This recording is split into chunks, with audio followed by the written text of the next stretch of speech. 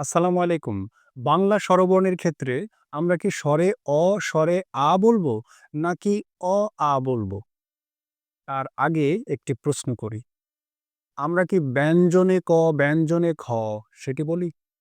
যদি ব্যঞ্জন বর্ণের ক্ষেত্রে আমরা ব্যঞ্জনে ক, ব্যঞ্জনে খ না বলি, তাহলে স্বরবর্ণের ক্ষেত্রে আমরা কেন স্বরে অ, স্বরে আ বলবো? তাহলে বলতে হবে অ, আ। এবার আসি হ্রস্ব ই, দীর্ঘ ই।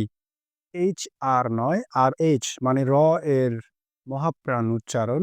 ব, ভ যেমন তেমনি র।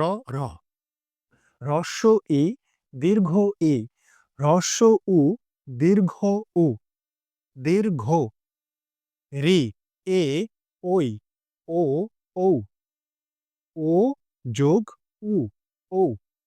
আবার অ, আ, হ্রস্ব ই, দীর্ঘ ই, হ্রস্ব উ, দীর্ঘ উ, রি, এ, ওই, ও, ঔ।